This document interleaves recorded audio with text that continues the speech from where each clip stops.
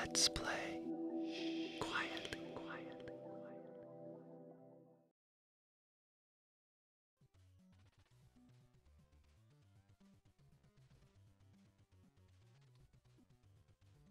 Hey everybody, this is Brian here from Let's Play Quietly, and tonight I am playing Dinocide from Atomic Torch Studio. It is a retro platformer.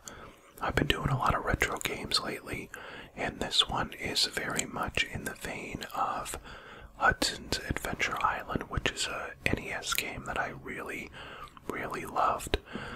And as you can see, there's different weapons that you can use. Right now I'm using rocks. But what's unique about this game is that your health meter that you can see on the top there is constantly ticking down because it is attached to your hunger. And so even when you're not taking damage, you are constantly losing health because you are hungry. And so here, when I get hit, it exacerbates it, but even if I'm standing still and you see I'm thinking about food and then I'm going to die. So it's actually really easy to die in this game, especially if you take any damage at all. And so I start over and you can see that I can pick different weapons. So here I'm going to pick my axe instead of my rocks. And you'll see that they work a little bit differently. Now the mechanics, like the axes, they're not as floaty as the Hudson's Adventure Island ones, but so it takes a little while to get used to how they arc. But your main goal, as far as when I play, is that you're trying to constantly eat that fruit to keep your health up. So you're sort of worrying about two different things. You have to fight the enemies, but also make sure that you're constantly replenishing your health, and that means that sometimes you'll have to platform to an area where the only reason that you're platforming there is to get food. So normally you'd be able to avoid it, so it's kind of like a design choice that draws you to certain areas. But as you can see, I picked up the arrow, and even though I don't have a bow, well, I guess it could be more like a spear. You can fire them much faster. You also have like a stamina bar that if you shoot too fast you have to replenish it, and as you can see you pick up mounts, which is not unlike in the Mario games. This is kind of, there's different Yoshis here. You can pick up different dinosaurs and they will help you traverse the area. Some of them I think have their own weapons, but other than that, they're not that much different than when you are just by yourself. So there's a little trampoline thing there. The platforming is not super hard, and you jump pretty high. So as you can see, I made it through that level pretty easily after I figured out that I wanted to eat a lot and not die of hunger. So now, the next level we go to, I think, might be underground, if I'm not mistaken. We'll see, but I picked a dinosaur to actually ride, so there are times where you have them in your inventory, and I forget how I collected them, but, you know, right off the bat, I'm already losing a lot of health, and so this dinosaur, which is like a baby Loch Ness monster, isn't really paying off right now. I'm just getting him killed. Getting hit by fireballs. I'm all over the place here, so. And what I really need is food. And there's like a pepper, so. The spiders, I don't really fight them unless I need to. I learned that lesson the hard way. And I think some of these platforms disappear after you hit them, but see, there was like almost like an insect meets Cthulhu monster. But graphically, I like the design of the game. You can see like the caves in the background, giving it a sense of depth. Oh, and then I just laid down in the lava, so there's not a lot of animations for you dying.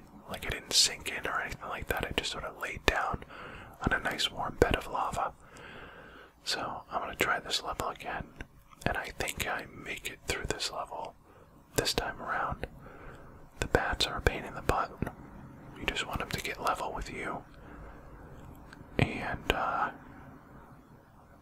one of the things that I did not see yet in this game, and it could come later, but like one of the things that I loved about Adventure Island was when you would get the skateboard, because it would just change the way that you move through the level so much, because it was so much faster.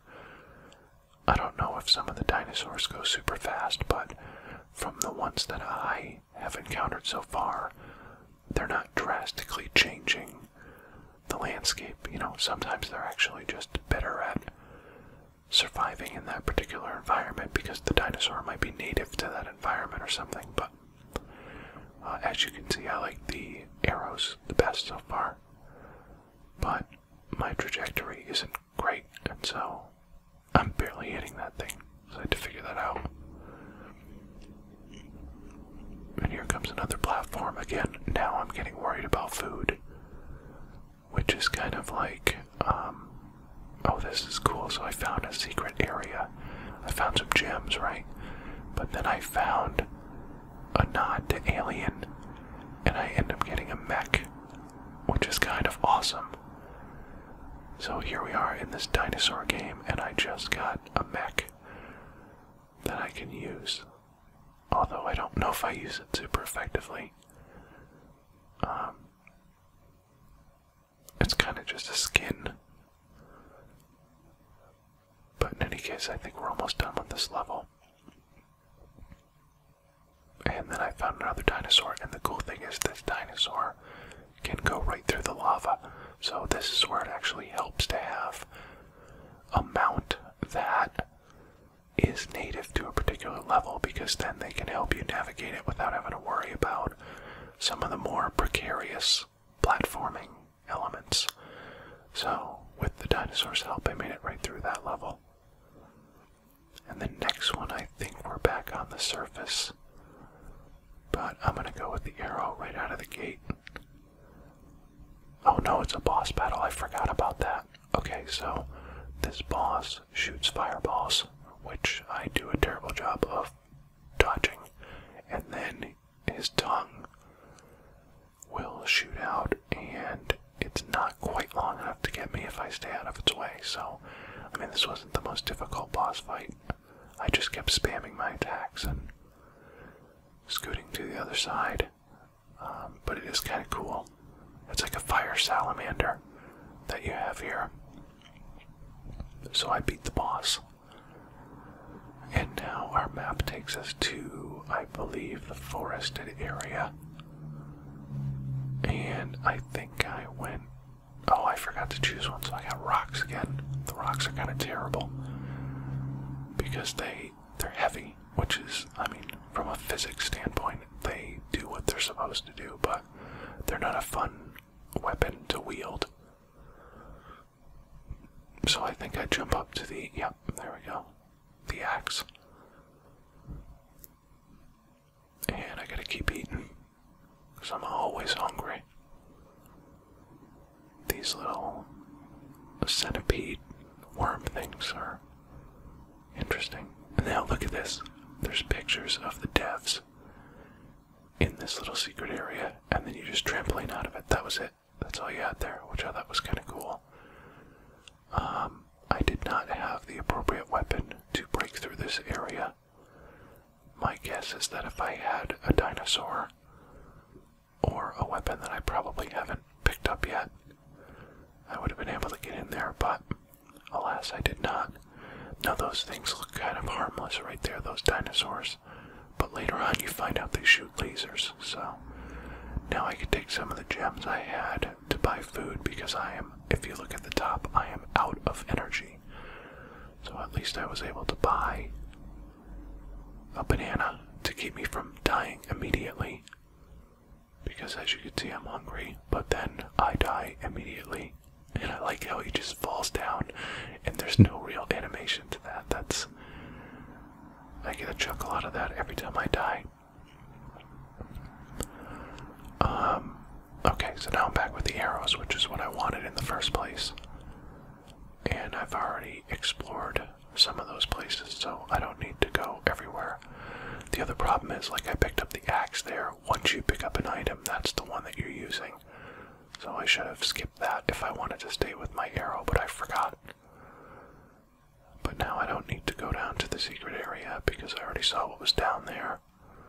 So I can just try to get through this level. And I'm pretty sure you'll see the laser beams now. Oh no, I got him again. I'm pretty quick on the draw there. But I didn't die there at least again, so. More food. Boom. More food, and I'm back to full health. But see how fast it starts ticking down, like there's no... The game is constantly pushing you forward, so you can't relax, you know. There's the lasers, there it is. But I made it through, so there you go. So there's a few levels of Dino-Side. This is the game that I like, that I will definitely be playing more of as time goes on, but it has just enough of that Hudson's Adventure Island feel to really suck me in. This is a swamp level, and I did very crappy on it, so you're going to see this end very soon. But if you like this video, please click like and subscribe to our YouTube page, and I will be back again soon with more retro games and more indie games, and feel free to suggest new games in the comments, okay? Take care.